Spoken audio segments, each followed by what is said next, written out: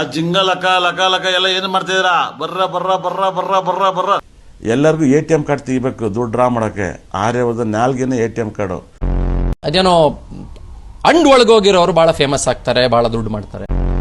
ನನ್ನ ಕೊಡುಗೆಯನ್ನ ದೇಶದ ಪ್ರೈಮ್ ಮಿನಿಸ್ಟರ್ಗಳು, CMಗಳು ನನ್ನ ಸಲಿಗೆಯನ್ನ ತಗೋಬೇಕು. ದೇವ್ರ ಹತ್ರ ಕ್ಷಮೆ ಕೇಳ್ಬಿಟ್ಟು ನಿಮ್ಮ ಪಾಡ್ ನೀವು ಎಲ್ಲರೂ ಆಶ್ರಮ ಸೇರ್ಕೊಬಿಡಿ ಸರ್. ಅದೇನೋ ಅಂಡ್ ಒಳಗೋಗಿರೋರು ಬಹಳ ಫೇಮಸ್ ಆಗ್ತಾರೆ, ಬಹಳ ದುಡ್ಡು ಮಾಡ್ತಾರೆ. ಏನ್ ಗುರುಗಳೇ ಅದು? ಏನು ಉತ್ತರ ಕೊಡ್ತೀಯ ಇದಕ್ಕೆ? ಹೇಳು ಒಂಚೂರು. ಸರ್, ಒಂದು ದೇಹದಲ್ಲಿ ತುಂಬಾ ಜನಕ್ಕೆ ದೇಹವನ್ನು ಕೂಡ ಅಸ್ಟ್ರಾಲಜಿ ಪ್ರಿಡಿಕ್ಷನ್ ಕೊಡುತ್ತೆ. ದೇಹವನ್ನು ಒಬ್ಬೊಬ್ರು ಎಕ್ಸರ್ಸೈಸ್ ಮಾಡಿ ಹಿಡಿಕೇತಾರೆ, ಒಬ್ಬೊಬ್ರು ನಾರ್ಮಲ್ ಆಗಿ ಹಿಡಿಕೇತಾರೆ. ಭಗವಂತ ಸೃಷ್ಟಿ ನೇಮದಲ್ಲಿ ಅವ್ರವ್ರಿಗೆ ಪೊಸಿಷನ್ ಕೊಟ್ಟಿರ್ತಾನೆ. ಒಬ್ಬೊಬ್ಬನ ಬಾಡಿ ಸ್ಟ್ರಕ್ಚರ್ಸ್ ನೋಡಿ ಕೂಡ ಇವ್ರಿಗೆ ಅದೃಷ್ಟ ಇದೆ, ಇವ್ರಿಗೆ ಹೆಲ್ತ್ ಪ್ರಾಬ್ಲಮ್ ಇದೆ, ಇವ್ರು ಆರೋಗ್ಯವಾಗಿದ್ದಾರಾ, ಇವ್ರಿಗೆ ನೇಮ್ ಆಫ್ ಫೇಮ್ ಎರಡೂ ಬರುತ್ತೆ ಅಂತಲೇ ಹೇಳ್ಬೋದು. 100% ಒಬ್ಬೊಬ್ರಿಗೆ ಪ್ಯಾಂಟ್ ನಿಲ್ಲಲ್ಲ, 100% ನಿಲ್ಲಲ್ಲ, ಜಾರ್ತಾ ಇರುತ್ತೆ. ಆದರೆ ಅದು ಎಷ್ಟು ಬಹಳ ವಿಶೇಷವಾಗಿ ಇದ್ರೆ ಆ ಜಾಗ ಎಷ್ಟು ಒಳಗಡೆ ಹೋಗಿರುತ್ತೆ, ಹೊರಗಡೆ ಬಂದಿರುತ್ತೆ, ಯಾವ ಶೇಪಲ್ಲಿ ಇರುತ್ತೆ, ವಿ ಶೇಪಲ್ಲಿ ಇದೆಯಾ, ಎ ಶೇಪಲ್ಲಿ ಇದೆಯಾ, ಎಸ್ ಶೇಪಲ್ಲಿ ಇದೆಯಾ, ಝೆಡ್ ಶೇಪಲ್ಲಿ ಇದೆಯಾ, ಡಬ್ಲ್ಯೂ ಶೇಪಲ್ಲಿ ಇದೆಯಾ, ಎಂ ಶೇಪಲ್ಲಿ ಇದೆಯಾ, ಎನ್ ಶೇಪಲ್ಲಿ ಇದೆಯಾ, ಅವೆಲ್ಲವೂ ಕೂಡ ಅನ್ವಯಿಸುತ್ತೆ. ಇವತ್ತು ಮಹಾನಕ್ಷರ ಸೇರಲ್ಲ ಅಂತ ಹೇಳಿದೆ ಮುಂಬೈ. ಏನಕ್ಕೆ ಅಂದ್ರೆ ನೋಡ್ರಿ, ಆರ್ಯವರ್ಧನ್ ಲೂಸ್ ಅಲ್ಲ, ಮೆಂಟ್ಲಲ್ಲ. ಮೂಗ ಅಂತೆಲ್ಲ ಕಚ್ಚಡ ನನ್ನ ಮಗನೇ, ತೊಟ್ಟಿ ನನ್ನ ಮಗನೇ, ಬೇವರ್ಸಿ ನನ್ನ ಮಗನೇ ಬರಲ್ಲ.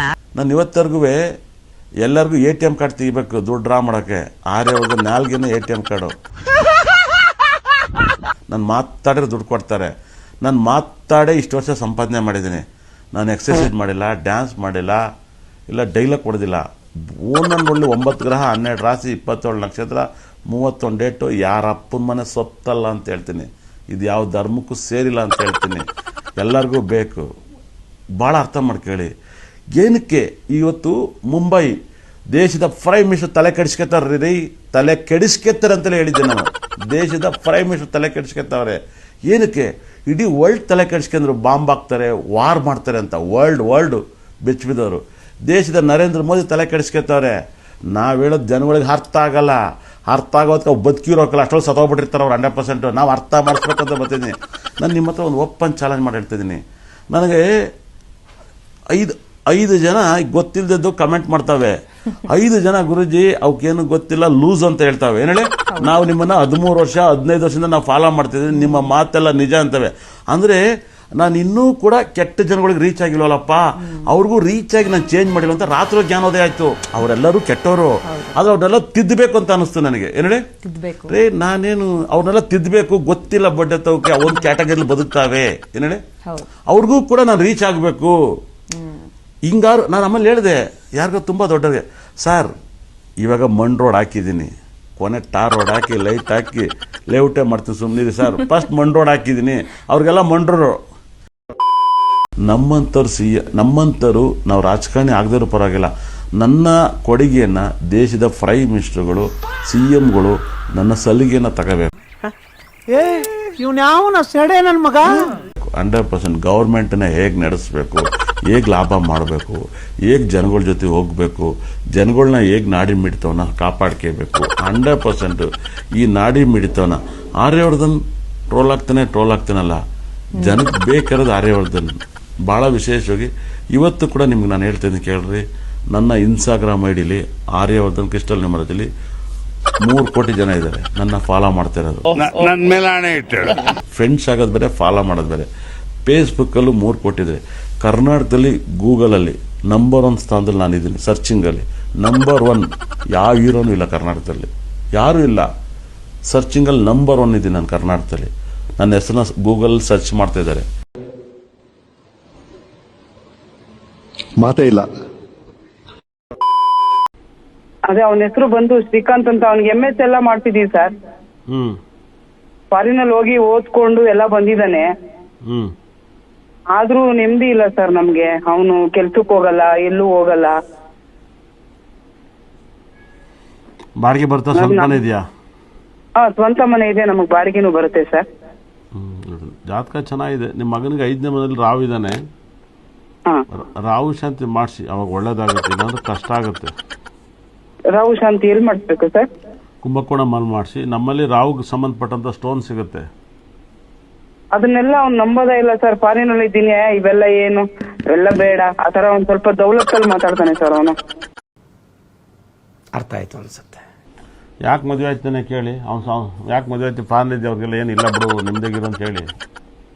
ಮದ್ವೆ ಮಾಡಿದ್ವಿ ಸರ್, ಅಲ್ಲಿ ಬಂದ ತಕ್ಷಣ ಹುಡ್ಕಿ ಮದ್ವೆನೂ ಮಾಡಿದ್ವಿ. ಏನೋ ಕೆಲ್ಸ ಸಿಕ್ಕೈತೆ ಅಂತ ಹೇಳ್ದ, ಎಲ್ಲ ಸುಳ್ಳು ಹೇಳ್ದ ಸರ್, ನಮ್ಗೂ ಗೊತ್ತಾಗ್ಲಿಲ್ಲ.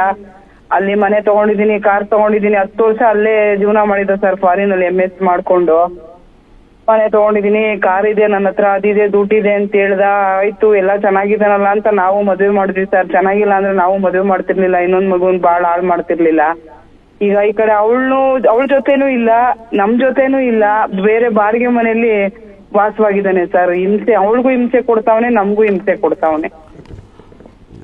ಒಟ್ಟಲ್ಲಿ ಸರಿ ಇಲ್ಲ. ನಾನು ಹೇಳಿದ್ನಲ್ಲ ತೊಂದರೆ ಕೊಡಂತ, ದರಿದ್ರ ಜಾತಕ ಅಂತ ಹೇಳಿದ್ನಲ್ಲ. ಯಾವ ಬೋಳಿ ಮಗ ಹೇಳಿದ್ರಿ? ಅದೇ ಸ್ಟೋನ್ ಏನಾರ ಒಂದು ಪರ್ಚೇಸ್ ಮಾಡ್ಬೇಕಾ ಸರ್? ಹೌದು, ದರಿದ್ರ ಜಾತಕ ಅಂತ ಹೇಳುತ್ತೆ. ಏನ್ ಹೇಳಿ? ದರಿದ್ರ ಜಾತಕ ಅಂತ ಹೇಳುತ್ತೆ.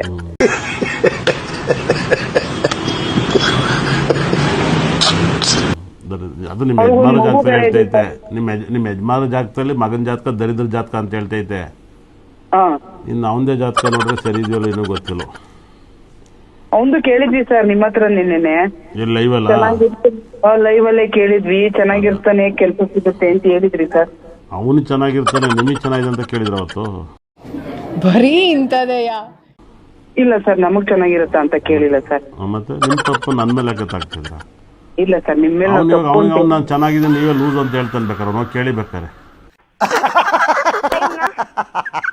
ಹೌದು, ನಮ್ಮನೆ ಲೂಸು ಅಂತಾನೆ. ಅವನಂತ ಉಪೇಂದ್ರ ಪಿಕ್ಚರ್ಲಿ ಕಾಂತ ಏನು ಮಾಡ್ತಾ ಇದೆ ಅರ್ಶನ ನನಗೆ ಎಲ್ಲಿ ಮೂಡ್ ಬರ್ತದೆ ಅಂತ ಹೇಳ್ತಾನಲ್ಲ ಉಪೇಂದ್ರ. ಅರ್ಶನ ಹಾಕ್ಯಂದು ನೈಟ್ ಯಾಕೆ ಬತ್ತೀಯ, ಬೇರೆಯವ್ರಿಗೆಲ್ಲ ಚೆನ್ನಾಗಿ ಹೋಯ್ತಿ ಅಂತ ಬೈಯಲ್ವಾ? ಅದು ತೆಲುಗಲ್ಲಿ ಚೆನ್ನಾಗಿರುತ್ತೆ, ತಮಿಳಲ್ಲಿ ಹಂಗೆ ಬೈತಾನೆ. ನೀವೆಲ್ಲ ಏನು ಮಾಡ್ತೀರಿ? ಯಾವಾಗ ನೋಡಿ ನಮ್ಮ ಕಂಪ್ಲೇಂಟ್ ಹೇಳ್ತಾ ಇದ್ದೀರಾ, ಏನು ಹೇಳ್ತಾ ಇದ್ದೀರಾ? ನಾನು ಹ್ಯಾಪಿಯಾಗಿದ್ದೀನಿ, ನಾನು ಬಿಟ್ಬಿಡಿ ಅಂತ ಬೆಳೆಯೋದು ಮಾಡ್ತಾರೆ ಸರ್. ಬಿಡಿ ಎಲ್ಲ ಸೇದೋದು ಕಲ್ತಿದ್ದಾರೆ ಸರ್ ಇತ್ತಿತ್ಲಾಗೆ.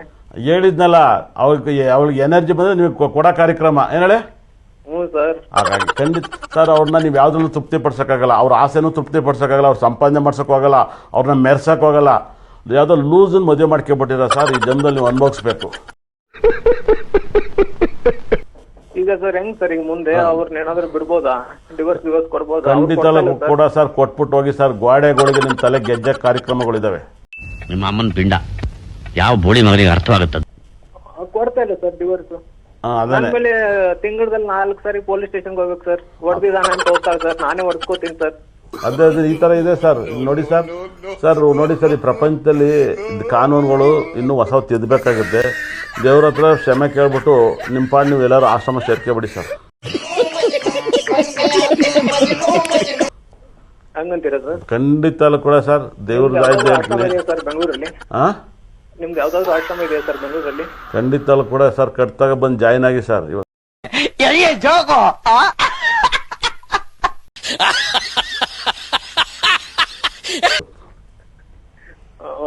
ಅಳ್ಬೇಡಿ ಸರ್, ದಯವಿಟ್ಟು ಅಳ್ಬೇಡಿ ಸರ್. ನನಗೂ ಒಳ್ಳೆ ಕಣ್ಣೀರು ಬರ್ತದೆ ಸರ್. ಈ ನನ್ನ ಮಗ ಇದ್ದಾನಲ್ಲ ಚಾಲ್ ಬಾಸ್ ನನ್ನ ಮಗ. ಏನೋ ಸರ್ ನಿಮ್ದು ಇರ್ಬೇಕು ಸರ್ ನನ್ ಮೇಲೆ. ಅಳ್ಬೇಡಿ, ನಿಮ್ ಕಾಲ್ ಹಿಡ್ಕತ್ತೀನಿ. ನಿಮ್ ಜಾತಕ ನೋಡಿ ನಂಗೆ ಕಣ್ಣೀರ್ ಆಗ್ತಾ ಇದೆ. ಸಾಕಾಗೋಗಿದೆ ಸರ್ ಜೀವನ. ಸರ್ ಪ್ಲೀಸ್ ಸರ್, ನೀವೇ ಏನಾದ್ರು ಮಾಡಿ ಸರ್, ಯಾವ್ದಾದ್ರು ಪೂಜೆ ಗೀಜೆ ಇದ್ರೆ ಮಾಡಿ ಸರ್. ನಿಮ್ಗೆ ಸ್ವಂತ ಮನೆ, ಸ್ವಂತ ಜಮೀನು ಏನಾದ್ರು ಇದೆಯಾ? ಸ್ವಂತ ಮನೆ ಇದೆ, ಬಟ್ ಅದನ್ನು ಏನೋ ನಮ್ಮ ಮನೆಯವ್ರ ಹೆಸರಿಗೆ ಆಗಿಲ್ಲ. ಅದೇ ನಿಮಗೆ ನಿಮ್ಮ ಮಗನಿಗೆ ಡೈವರ್ಸ್ ಆಗುತ್ತೆ. ಮಗಳಿಗೆ ಇದು ಮಗನಿಗೆ ಮದುವೆ ಕೇಳಿದ ಅವನೇ ಅಲ್ವಾ? ಅವ್ನು ಲವ್ ಮಾಡ್ತಾ ಇದ್ದಾನೆ. ಅದನ್ನೇ ಡೈವರ್ಸ್ ಆಗುತ್ತೆ.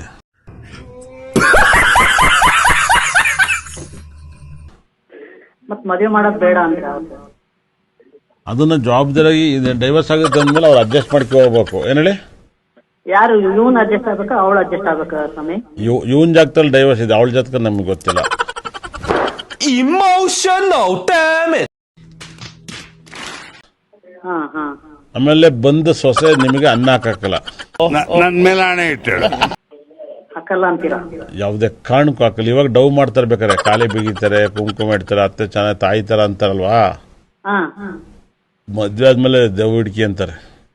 ಯಾಕಂದ್ರೆ 23ನೇ ತಾರೀಕಿನ ಅವರು ಲವ್ ಮಾಡಿ ಮದುವೆ ಆದ್ರೆ ಚೆನ್ನಾಗಿರ್ತಾರೆ ಅಂತ ಹೇಳ್ತಿದ್ರಲ್ಲ. ಅದು ಕರೆಕ್ಟ್, ಲವ್ ಮಾಡೋದು ಕರೆಕ್ಟ್. ಆದ್ರೆ ಅವ್ನಿಗೆ 4 ನಮ್ಮಲ್ಲಿ ಚಂದ್ರ ಇದ್ದಾರೆ. ನಿಮ್ಮ ಮಗನಿಗೆ 4ನೇ ಮನೇಲಿ ಚಂದ್ರ ಇದ್ರೆ ಬರೋ ಹೆಂಡತಿ ಅತ್ತೆ ಜೊತೆ ಬಾಳ್ಬಾರ್ದು ಅಂತ ಅವನ ಜಾಗದಲ್ಲೇ ಇದೆ.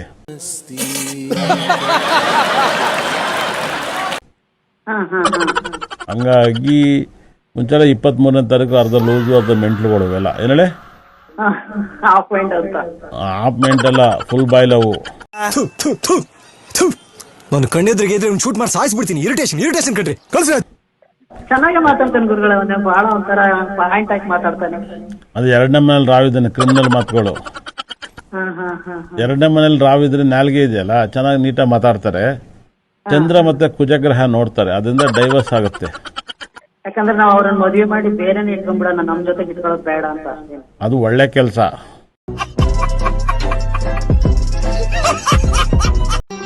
ಮತ್ತೆ ಭೇಟಿಯಾಗೋಣ. ನಮಸ್ಕಾರ.